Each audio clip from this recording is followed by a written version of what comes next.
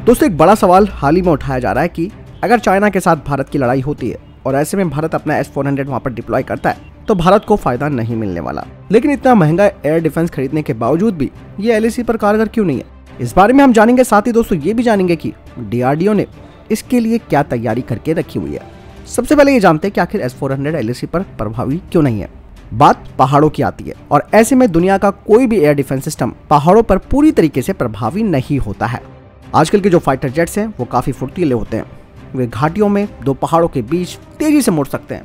ऐसे में इन fighter jets को जो फायदा पहुंचाता है वो पहुंचाता है पहाड़, जिस वजह से कोई भी वायु रक्षा प्रणाली का जो रडार है उसकी तरंगे इन फाइटर जेट्स पर प्रभावी नहीं हो पाती हैं। इसको दोस्तों टेरेन मास्किंग कहा जाता है। और ऐसे में खतरा कब बढ़ जाता है, क्योंकि जब एयर डिफेंस सिस्टम का रडार इसका पता नहीं लगा पाएगा तो ये फाइटर जेट काफी तेजी से बिल्कुल वायु रक्षा प्रणाली के सामने आ जाएगा, जिसके लिए टाइम नहीं बचेगा इसे काउंटर करने के लिए और ये सिचुएशन खतरनाक हो सकती है। अगर हम बात करते हैं लद्दाख क्षेत्र की, तो लद्दाख क्षेत्र में और LAC पर S-400 की उपस्थिति बहुत ज्यादा प्रभावी नहीं होने वाली है। लेकिन इतना तो है कि इस एयर डिफेंस सिस्टम को अगर तैनात कर लिया जाएगा तो दुश्मन के जो फाइटर जेट्स हैं वो अपनी एक सामान्य क्रूज ऊंचाई जो उन्हें चाहिए होती है वहां तक उड़ान भरने में ये S-400 उन्हें रोक देगा, क्योंकि कोई भी सामान्य विमान अपनी नॉर्मल क्रूज एल्टीट्यूड पर काफी प्रभावी होता है। लेकिन S-400 उन्हें NOE उड़ान भरने के लिए मजबूर कर सकता है।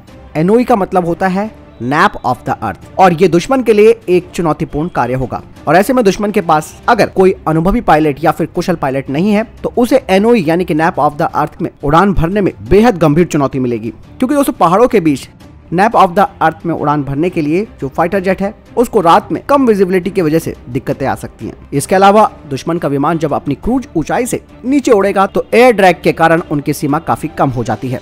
यही वजह है कि चीन के लिए LAC के पास आसमान में एक एयर डोमिनेंस स्थापित करना बहुत मुश्किल काम होगा, क्योंकि वास्तव में उसके फाइटर जेट्स S-400 का जोखिम नहीं उठा सकते। यही नहीं, और चाइना अपने लड़ाकू विमानों को भारतीय फाइटर जेट्स को एंगेज करने के लिए एक ऊंचाई हासिल नहीं कर पाएगा। इसका एग्जाम्पल आप सीरिया की घटना से देख सकते हैं। जब रूसी एयरबेस पर S-400 को उपस्थित किया गया था तो इस क्षेत्र में जो गठबंधन था उसके विमानों के लिए ये पूरी तरीके से नो फ्लाई जोन बन गया था। लेकिन दोस्तों यहाँ पर भी जो हमारा दुश्मन है वो चालाकी तो करेगा। दोस्तों ऐसे में वो लो फ्लाइंग एयरक्राफ्ट को टेरेन मास्किंग का इस्तेमाल करते हुए हमारे क्षेत्र के अंदर घुसा सकता है, और ऐसे में हमारे पास उसे काउंटर करने का यानी कि प्रतिक्रिया देने का जो समय है वो कम हो जाएगा। लेकिन हालांकि इसका मुकाबला करने के लिए S-400 अपनी कम दूरी की मिसाइल का उपयोग कर सकता है। लेकिन S-400 दोस्तों एक महंगा सिस्टम भी है। ऐसे में अगर हम दुश्मन के लो फ्लाइंग एनिमी एयरक्राफ्ट के लिए S-400 की मिसाइल का इस्तेमाल करेंगे तो ये काफी महंगा पड़ेगा। लेकिन इसका ऑप्शन जैसे मैंने बताया ना कि अब DRDO ने क्या तैयारी करके रखी है वो भी आपको जानना जरूरी है। दरअसल DRDO ने सेना के लिए QRSAM तैयार कर रखा है।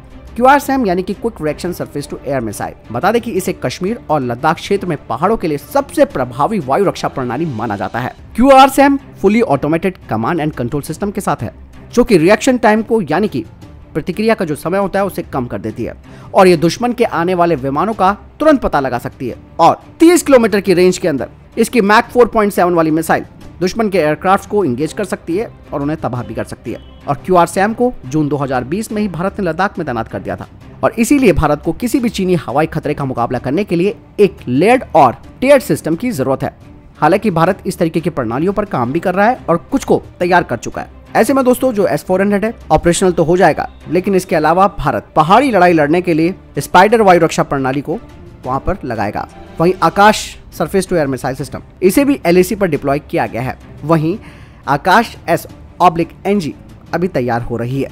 इसके अलावा भारत ने MRSAM को भी तैयार कर लिया है, जिसका अभी हाल ही में टेस्ट भी किया था आर्मी वेरिएंट का। इसकी रेंज 70 से 90 किलोमीटर के बीच बताई गई है। इसे लद्दाख में तैनात किया जाएगा जब इसका प्रोडक्शन स्टार्ट हो जाएगा। दोस्तों अब ये सवाल आता है कि चीन के पास भी तो S-400 और S-300 है, इससे तो चाइना को भी एक फायदा मिलेगा।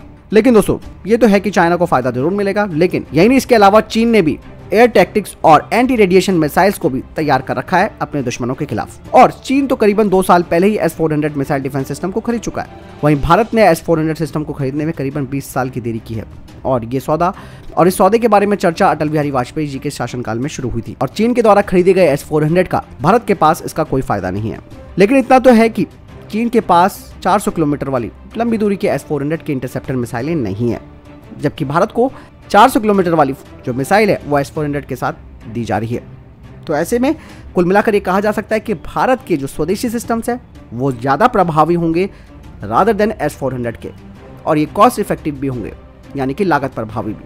तो आपने जाना दोस्तों किस तरीके से पहाड़ी लड़ाई एक आसान लड़ाई नहीं होती है। साथ ही आपने जाना कि टेरेन मास्किंग होती क्या है। इसके अलावा आपने NOE यानी कि नैप ऑफ द अर्थ के बारे में जाना। तो ये सारी चीज़ें हैं जो कि पहाड़ी लड़ाई के कंडीशन में सामने आती है। तो कुल मिलाकर ये कहा जा सकता है कि भारत के पास पूरी तैयारी है चाइना को काउंटर करने की। बात चाहे आप QR-SAM की ले लो, MR-SAM की ले लो, आकाश-SAM की ले लो, और आने वाले प्रोजेक्ट्स जिसमें कि आकाश S/NG भी है, और S-400 तो ऑलरेडी भारत खरीद ही रहा है। आपको क्या लगता है दोस्तों इस पूरे सिनेरियो के बारे में? मुझे कमेंट सेक्शन में लिखकर जरूर बताएं। मिलता हूं नए वीडियो के साथ, ख्याल रखिएगा अपना। नमस्कार, जय हिंद, वंदे मातरम।